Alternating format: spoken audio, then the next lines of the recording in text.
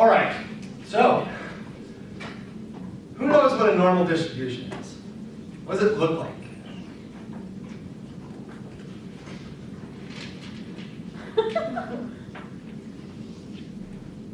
That? Perfect. What's it often referred to as? Yeah, the bell-shaped curve, right? So the normal distribution is a bell-shaped curve. It's not a perfect bell, but you can imagine here it is. It's got the little ring-a-ding-dinger, and as we turn it to the side, ding-dong, ding-dong. Anyway, so the normal distribution is, or it looks like this. And it's a model. It's a model that's used like all the time in psychological research. And it's a model that we use to base our statistics off of. And this particular model has two parameters. What's a parameter? So in the reading that's posted, there's a discussion about, well, not a discussion of what parameters are, but I say parameter. We want to learn about the population parameter. So what is a parameter?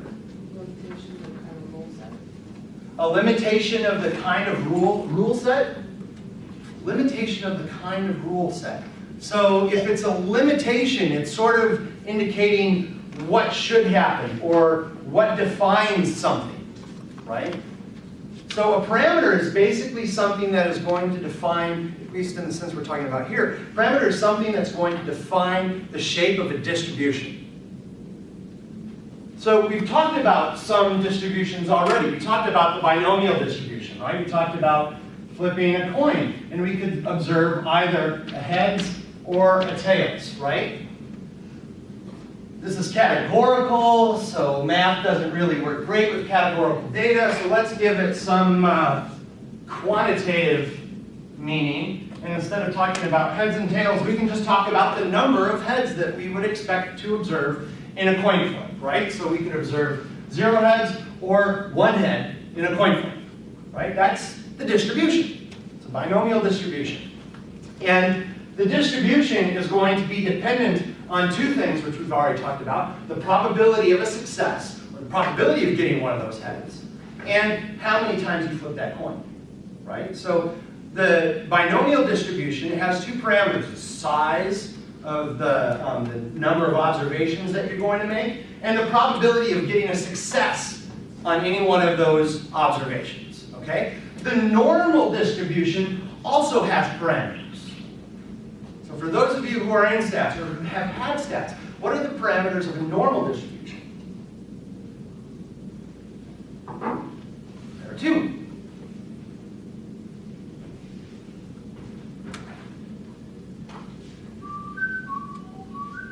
There's no, there has to only be one hump, it can't be have like multiple. Okay, so there's one hump. That's true. So the idea with the normal distribution is there's one hump. And how are the data spread around that hump? Yeah, they're spread equally on both sides of the hump, right? So there's just as much stuff over here as there is over here. And the way that it's spread, it's equal any place that we want to look at. So if we were to go out some amount from, what is this line here that's right in the middle? The mean. This is one of the parameters.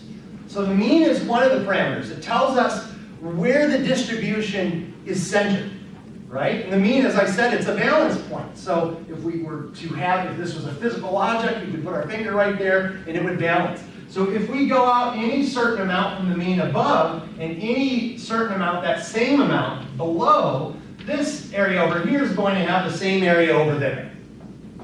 So it's evenly distributed around the mean. So the mean is one thing that defines a normal distribution. What's the other piece? What? The standard deviation, yeah. Or the variance, since we can compute one if we have the other. So basically the mean and the variance, or the standard deviation, completely define the normal distribution. Now the normal distribution is a very, very special distribution. And this is why it's used as a model so often in psychology and statistics. Does anyone know what the Central Limit Theorem is? You knew it. What does it have to do with it? Yes? How?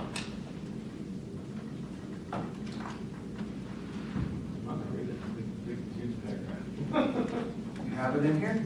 All right. The Central Limit Theorem. He's got it. He's embarrassed to read it, so I'll read it.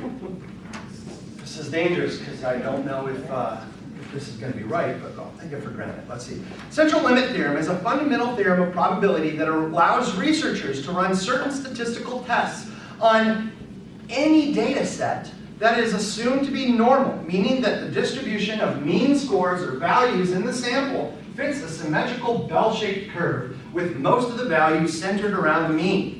According to this theorem, if we draw a random sample from the population and we plot all the possible means we might find in our sample, the distribution of these means will have the same mean and standard deviation as the population. Close. Also, if we increase the size of our sample, the shape of our sampling distribution will become more normal. So this is interesting. If we draw a random sample from a population and we plot all the possible means, the distribution of these means will have the same mean and standard deviation as a population. But if we increase the size of our sample, the shape will become more normal. The normal distribution, as I said, it's a model. It's a model for our data. And what we want to do is we want to see how well our data fit this. And one of the things that we can do is we can take a distribution and then try to fit them in the normal and see how well the normal explains the actual distribution that we have. So imagine we've got a coin that we can flip. If we're going to just flip the coin once, what are the possible means that we could observe in the number of coin flips?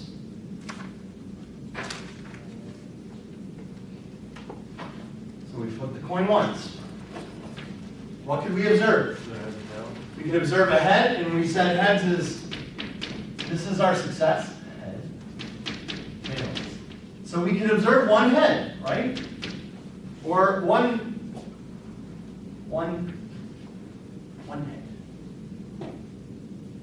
So what's the mean here? One. It's one, right? We're going to sum up the values of all of our observations. So 1, that's the only observation we have, and we divide by 1, the number of observations we have. So the mean of this is equal to 1. What's the other possibility? We have 0 means.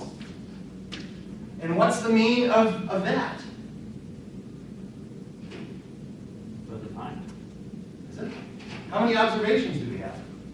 1. So mean of x, we have 1 observation. Sum up the actual values that we observed. We have 0. So we've got 2 possible means that come from here. So means. And I'm actually going to use that. So the means that we observe, right? We can get either zeros, or we can get 1s. Does that make sense? How well does that bell-shaped curve fit the data?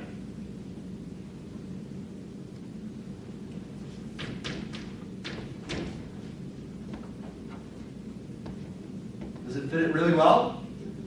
No, it doesn't fit the data that well at all, right? What would happen if we flip the coin twice? What can we get? 2 heads. We could get 2 heads. We could get 1 head and 1 tail. 2 tails. We could get 2 tails, or 0 heads, right? Now, how many ways could we get out of 2 flips, 2 heads? There's 2 ways to get 2 heads? 1. There's only 1 way, right? We observe a head the first time, we observe a head the second time. That's the only way that we can observe 2 heads, right? So there's 1 way that we can get this. So ways, means. There's 1 way to get that. And how many ways can we get 1 head? 2, right? We could get a head and a tail, or we could get a tail and then a head. So there are two ways that we can get that. How many ways can we get 0 heads? There's just one way, right? So we could get a tail and then a tail. What are the means for each of these? So we're going to sum up all of our x observations. Here this is the total, right, basically of the sums. We had head, 1 head, plus 1 head. So 2 over what? 2 over 2. How about here? 1 over 2. How about here? 0 over 2. Sorry, that should be 0.5. So if we were to do this now, let me just leave that where it is and say this is 2. Now we've got 1 in the middle. Does that make sense? So the height of this is like a histogram. It's indicating the frequency of times that we can observe those different values. So what would happen if we did 3 coin flips?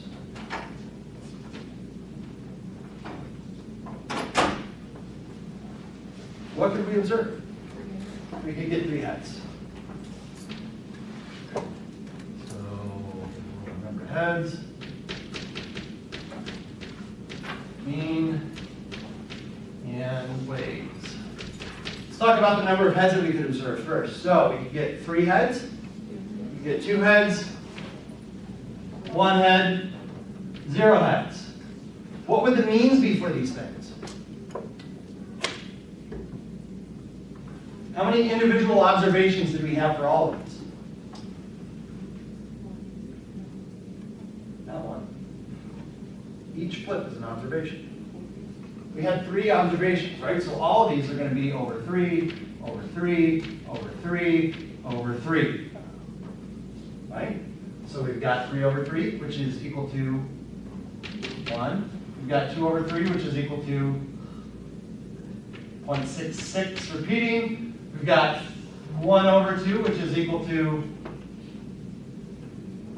0.33 repeating, or none over 2, or 3, sorry. That equals 0. How many ways can we observe 3 out of 3 heads? Just one, right? So this is heads, heads, heads. How many ways can we observe 2 heads? 3. So we can observe heads, heads, tails, heads, tails, heads, or tails, heads, heads. Right? 3 ways? So 3 here. How many ways could we observe just 1 head?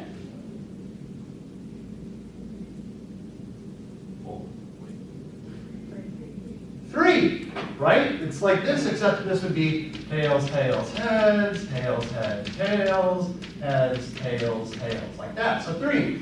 And how many ways can we observe 0 heads? 1. So if we were to fit our data with a standard normal distribution, we would have something. It's hard to draw freehand.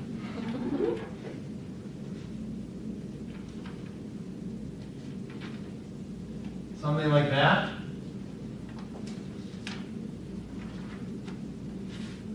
What would happen if we had 4 flips? Too much thinking. So don't try to do all the math. The math is scary, as a lot of people have indicated on the board. So let's see if we can think out. Let's forget all of this stuff and let's just focus on what it should look like. First you'd have the 1 in the middle and then 2 on either side. So you have 1 in the middle, 2 on either side. You should all be the same width, but I messed up. Anything else? No, exactly. And then another one somewhere else. It should look something like that. Make sense? What if we had 6?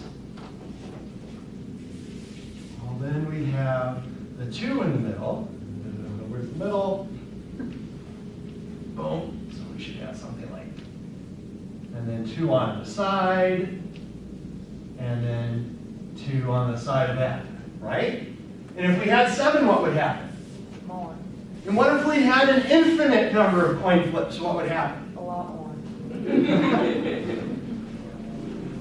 So as the bars get smaller and smaller and smaller, as we're getting potentially more, heads that we could potentially observe, what's happening is that these bars fit this normal distribution increasingly well. How many of you here have had a pre-calc class or a calculus class? A couple of you guys. What's a limit? As x tends to infinity.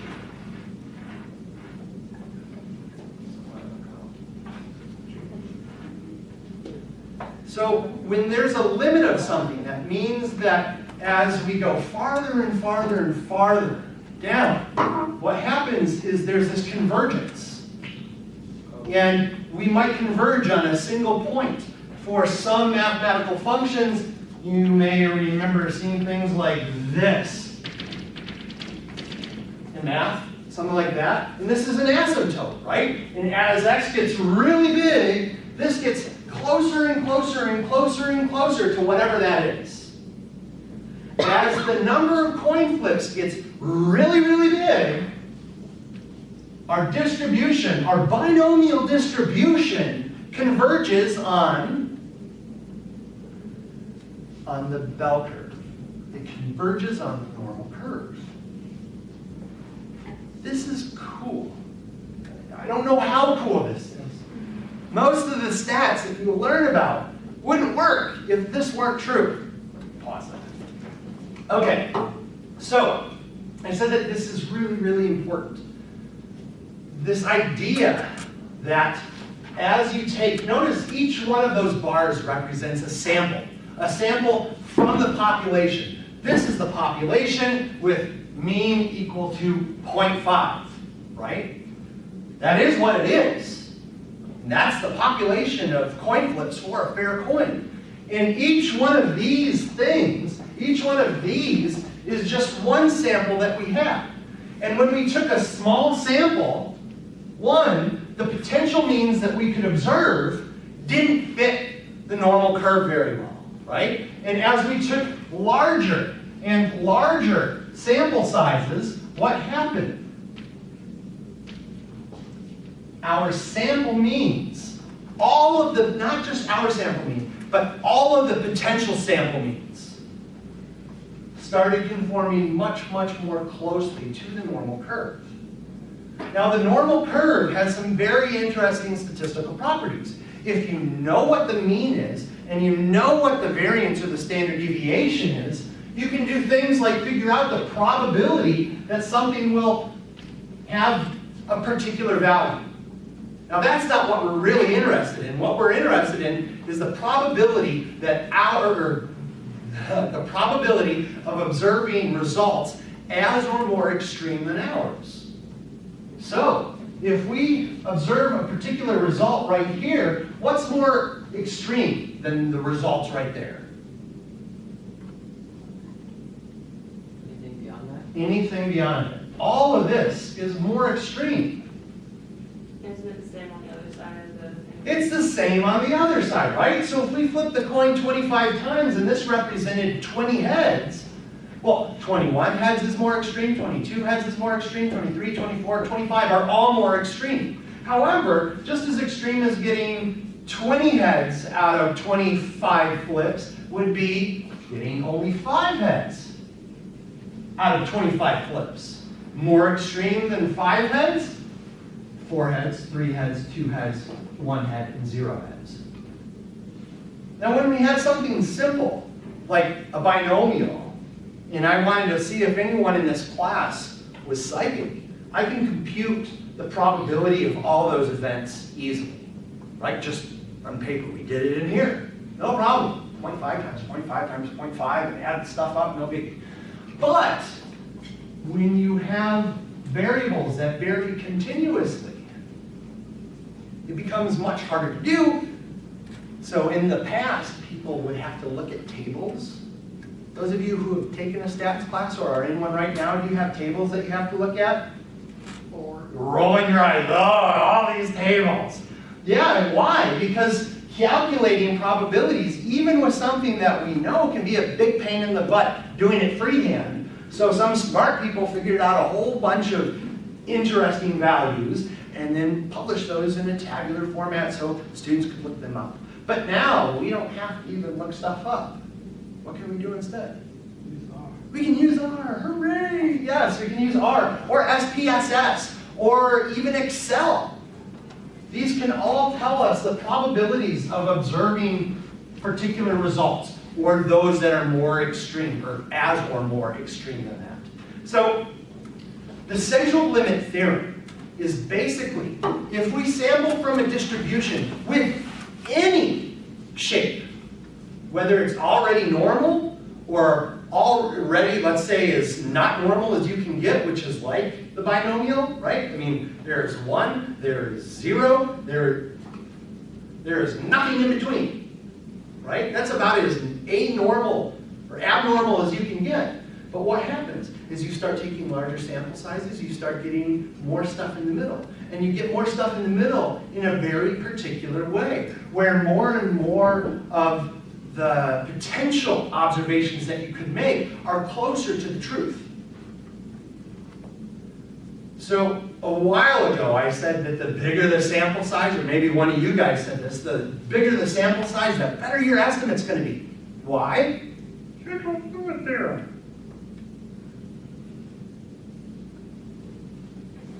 Okay, now, we've just seen how we can take some population distribution, take a sample from that distribution, and observe the distribution not of the population, but the distribution of the means from our sample, right? Because each one of those that I drew up there represents one or more means.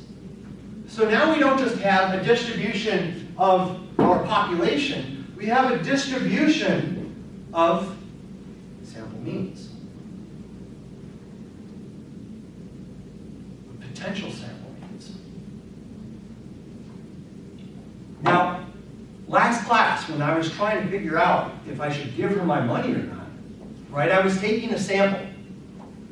And what I was doing was I was comparing that sample mean with what I would expect due to chance, right? So in the binomial, it wasn't even that close to normal yet because we only did 6 flips, right? But what we did is we found that probability, added up that with equally extreme or more extreme, and we found our answers. Now, there's variability in the population. There's also variability in the distribution of the sample means. We can create distributions of sample whatever we want. We can create distributions of sample variance, distributions of sample medians, whatever. But the thing I want to focus on is the distribution of the sample means. So how does the distribution of sample means relate to the distribution of the population? So this is the population, right? The mean is 0.5. What's the variance of the population? Maybe I shouldn't ask that. Say, what's the standard deviation of the population?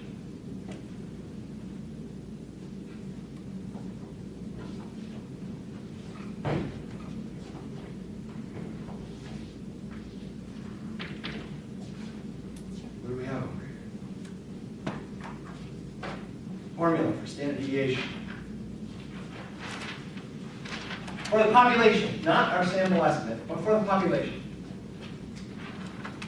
The mean over the square root of n.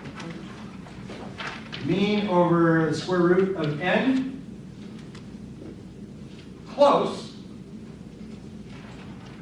We've got some more things we need to add to it. Oh, sorry, I said mean. And that's 1. No, n minus 1 is going to be our estimate. This is for the actual population. Everything is under the square root symbol. Everything is under the square root symbol. Well, we could do that by doing that, but And it's, if you prefer, we can just do this. that makes me happy. Okay, I like it too. And it's the summation of x minus mu squared. Oh, right, population, that should have been a mu, not an x bar. Thank you. So, sum of x minus the mean of x squared. So let's do it. What do we have? What's the numbers that we have? 0, 1. Oh. 0 minus 0.5. 0 minus 0.5 squared plus 2. plus 2. Plus. Oh, just the same. 0 minus 5. No. We have one observation of x, 0, in the population, Oh, okay. right? So it should be 1 minus 5. So 1 minus 0.5 squared all over 2. Okay, so this is equal to negative 0.5 squared plus 0.5 squared all over 2. Everyone with me? So what's 0.5, negative 0.5 squared? Sorry, this goes into the top. 0.25. Yeah, so we've got 0.25 plus 0.25 all over 2 equals 0.5 over 2 equals 0.25. Right? What am I missing? I made a mistake and my algebra teacher would be upset. What? The square root, yes.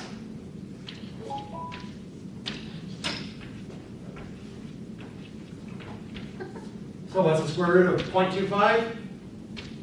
0.5. 0.5 times 0.5 is 0.25, right? So this is the standard deviation of our population.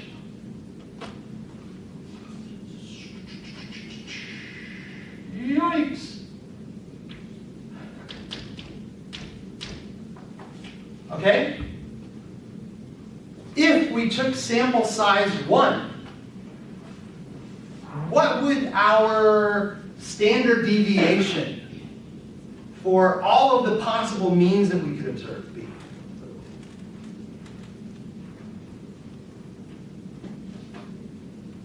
If you recognize the pattern, you don't even have to do the work.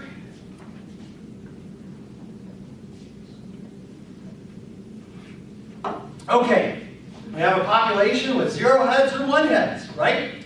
We take a sample size of 1. What are the potential means we can observe? Sample size of 1.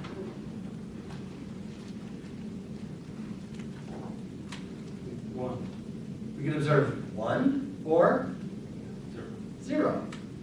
Well, if we have a sample size 1, then the distribution of the means is exactly the distribution of the original population, right? It would be like, oh, how tall are people? I'm going to sample size 1, and I would get him just as often in the real population as I would in the sample, right?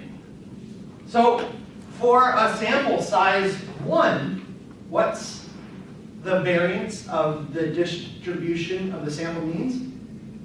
It's exactly the same thing as the variance or the standard deviation in the population. Ruby?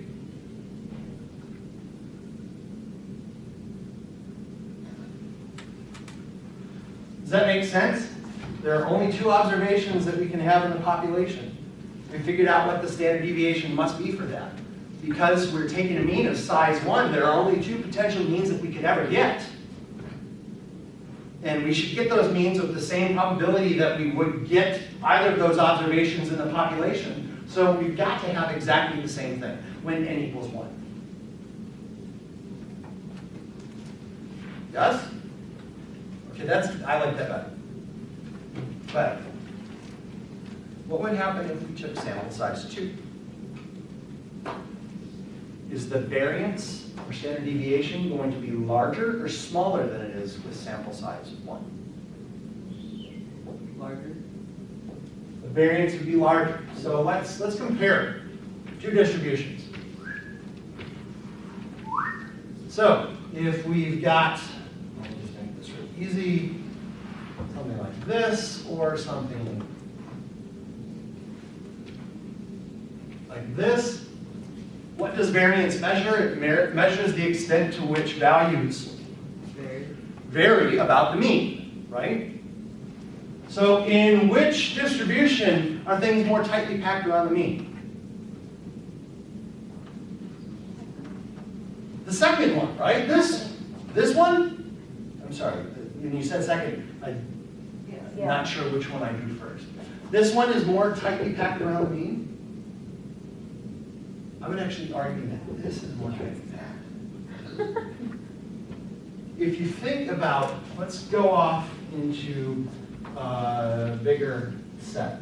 So we've got lots of these little values. And each of these little bars is going to represent a probability, right? Or a frequency, a relative frequency. And here we have values that are here and here. Here we have values that are here, here, and here. And here we have same numbers of values on both edges. Here we don't have the same number on both edges. We actually have more here in the middle than we do on the sides, right? And as we take more and more and more, what happens? More of those means become more tightly packed around the true mean.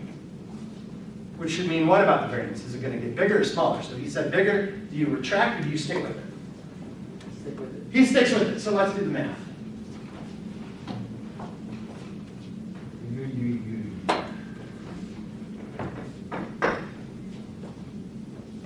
Let's get rid of this. Yeah, this will be better. Oh. Okay, so out of all the possible means that we can observe with two flips of the coin, we can get one. We can get, do I have two flips? Yeah, up there. So we can get 0.5. We can get 0.5, right? These are the two ways that we could get 0.5, heads, tails, heads, and we could get 0. So what is the variance for this? Now this is the entire set of means that we could observe in the sampling distribution, right? So since this is the entire set that we've got, we're going to stick with the population form of the variance. So what's population form of the variance again? So we've got the sum of x minus the mean squared all over n. So what are these things? And does someone have a calculator or phone? Beautiful, because we're going to need this in just a minute. This first part we don't need it for. What are these things? So we've got 4 values.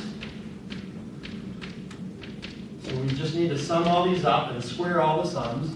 And let me not forget to put in our lovely square root sign. So what do we have here? 1 minus 0.5. Yes, that's it. 0.5. And here we have 0.5 minus 0.5. Here, 0.5 minus 0.5. Here, 0 minus 0.5. Okay, so we have negative 0.5 squared plus 0 squared plus 0 squared plus 0.5 squared, right? Over 4, square root of everything, so we'll have 0.25 plus 0 plus 0 plus 0.25 all over 4, square root of that. So we have 0.5 over 4, square root of the whole dang thing. Are you looking for an answer? Okay. 0.125. 0. I'm feeling like that can't be right. Well, if you're saying it's not right, it's probably not right. Did I mess up the I'm math? not going to use a whole ton of skepticism. Have me a phone? No. Do you have a calculator? Oh. You're right, that's not correct. Okay, so, oh boy. have a special sciencey type calculator? It's 0.353 and a bunch of numbers. I didn't, 0.353 and a bunch of numbers. That sounds right. I didn't do the, Square rooty, deely, yeah, doohickey. yes, sir. Okay, so this equals 353. 0.353, bunch of numbers. Okay. Is that bigger or smaller than when we had a sample size of 1? So for sampling distribution of the means, D of means, we have n equals 1, we had 0.5, n equals 2, we have 0.353 some numbers. What's going to happen if we do n minus, or n equals 3? It should be smaller, he says. Let's see if he's right. Okay. So, square root. So what are we going to have? We're going to have the square root of a whole bunch of stuff. If we've got 3, what are we going to get? Thank goodness oh, it's gone, it's gone. So we could observe 0, right? We could observe negative 0.33. That was one of them, repeating. We could observe that how many different ways? 3. Yep. Same with 0.66 repeating. Yeah. Oh, right. I'm right. Yeah. 0.66 repeating. Y was negative. I'm already doing deviations in my head. And 0. Oh, 1. 1. Okay. So I'm going to start condensing things down a little bit. So we're going to have 0 minus what? What's the mean? 0.5. Yes, 0.5, beautiful. 0 minus 0.5 squared plus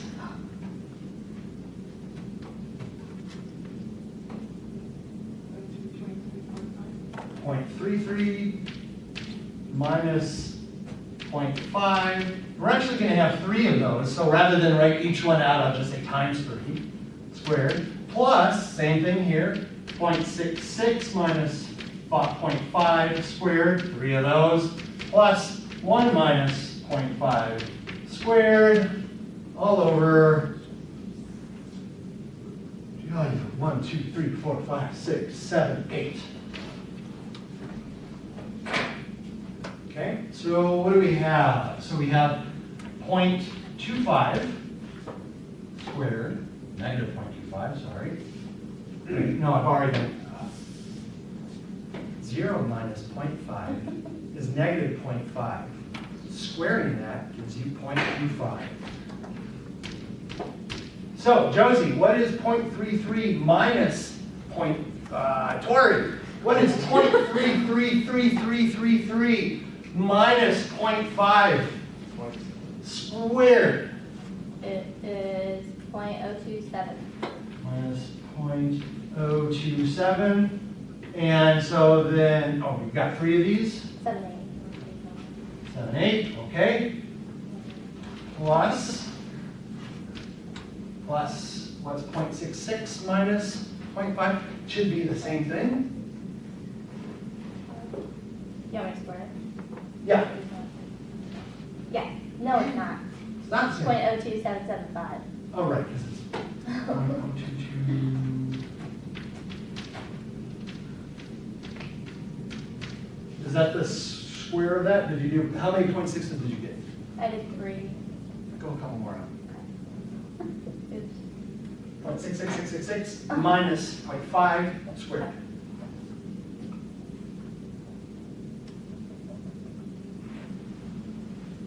Okay, it's the same. Good thing. 2, 7, 8. So basically we've got 6 of those suckers plus 0.5 squared, so that's 0.25 all over 8. So we can do this pretty easily. And this is the square root of 0.5 plus 6 times 0.0278 and jump all over 8. So can we count what that is?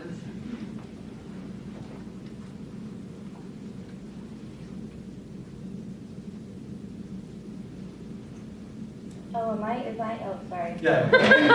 Sorry. See, look how easy this math is. We can just do it on a phone. Okay, so it's 0.0335, but I haven't done the square root yet. It's gonna be bigger. 0.08335. Does that sound right? 0.08335 But I haven't done the square root and yet. stuff. Oh, that's without the square. Yeah, sorry.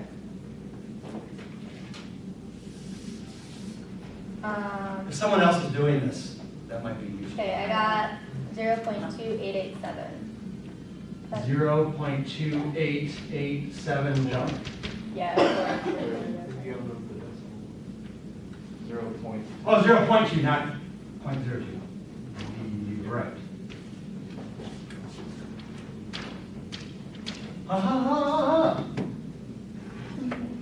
Same as a population variance, smaller than population variance, or sorry, standard deviation. Much smaller than the population standard deviation. Smaller yet, smaller yet, smaller yet. Make sense? Beautiful.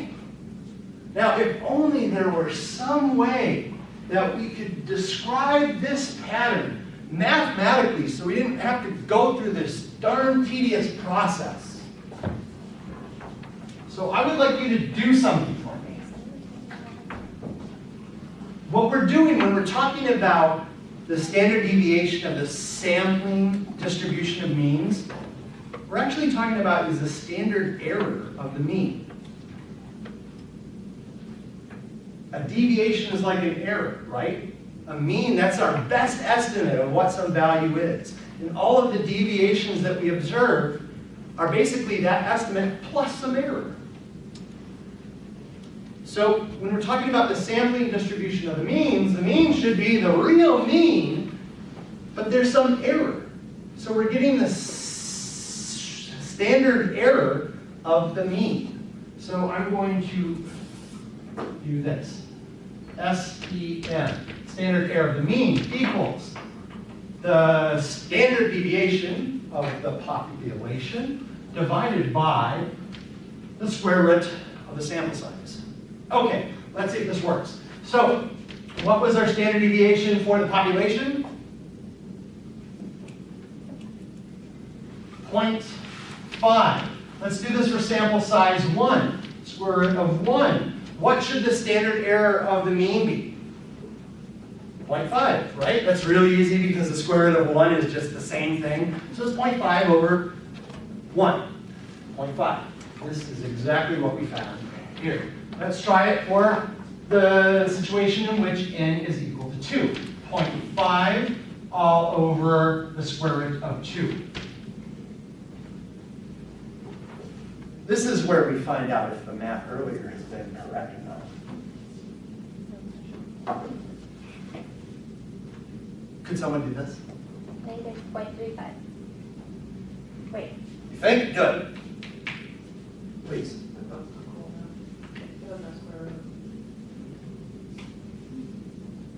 Yeah, that's what I got. 0.35. 3.5. Anything else? 5.3. 3553. I don't know if I did it right on my phone though. We're gonna see what Josie got. All right, Josie. What'd you get? 5.5. 0.5 divided by square root of 2. 0.3553. Let me put another so bad. This should exactly equal that. So maybe when I was writing this up, maybe you said 0.3553 and I got rid of part of it. This should equal up exactly. Let's check our math for this one. If we do 0.5 over the square root of 3,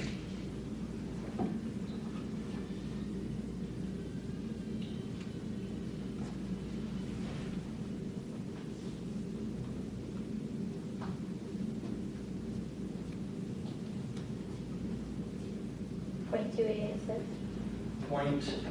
or .2887. 886, so I'm guessing they're round up, 0.2887. Woohoo! So I'm guessing that I must have messed this No, up. you didn't mess up there. I messed up over here. You messed up over there? Yeah, I don't know my numbers, I guess.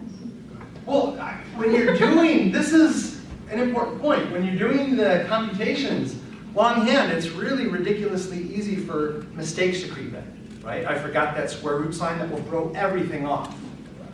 But this is still pretty darn close, right? So we said 0.353 and it was 0.3553. These will equal exactly the same thing if you do the math right and if you don't round too early. Right? So if we're looking at the first 3 decimal points and we round up to 3 decimal points too early in our rounding, then we're going to throw things off. But that's cool. What this means is that if we know the standard deviation of the population, then we can figure out what the standard error of the mean will be. We can figure out exactly how those means should be distributed. Now, in the real world, we don't know what this is, right? So what do? We estimate it. We were able to do this with the ends because I said, I used a very simple data set. 0 and 1s, we could figure out everything that was there. No problem. But for real data sets, we're not going to be able to figure out everything that's there, especially if it's continuously distributed. So knowing this or estimating it using our sum x minus, we're estimating here, right? So we're estimating estimating the mean and estimating the standard deviation using n minus 1. We have an estimate of this. Once we have that estimate, we can build our model. We can say things like, I believe, who has a can of Coke or a bag of chips or something else? Perfect, smart water. Smart water. How much water is in the smart water? Not right now, but when it was originally filled. Oh, 23.7 fluid ounces. 20.7 fluid ounces? Yep. 700 milliliters. Oh, bless the metric system. 700 milliliters, right? So, the company says that they have 700 milliliters in their smart water. And we want to see if this is true. What can we do? We can get a sample of their waters, right? Now, a lot of times in the real world, we don't do completely random samples. Right? A completely random sample of the smart water would involve going, getting one here and then going to Boston and getting one and going, randomly picking where you're going to get the smart water from. Actually, people who work in quality control at factories, they can do real random sampling because as the stuff is coming off the line, they can just randomly pick one or 100 or whatever sample size they want to use. So now we randomly pick a bunch of them. And are we going to see 700 milliliters? I would argue probably not. Probably never. Sometimes we'll have 701. Sometimes we'll have 699. I'm really cheap. When I go buy milk, I look at how high the milk goes on the thing so I can get that extra swig. Just like Kanye West, when I was young, we used to eat cereal with a fork so we could freeze the milk. No, so you're going to observe some different mean, right? And you want to know, is this mean really different from what it says it is? Or maybe we're comparing people. We're comparing, we're comparing people. Dun, dun, dun. See you on Friday.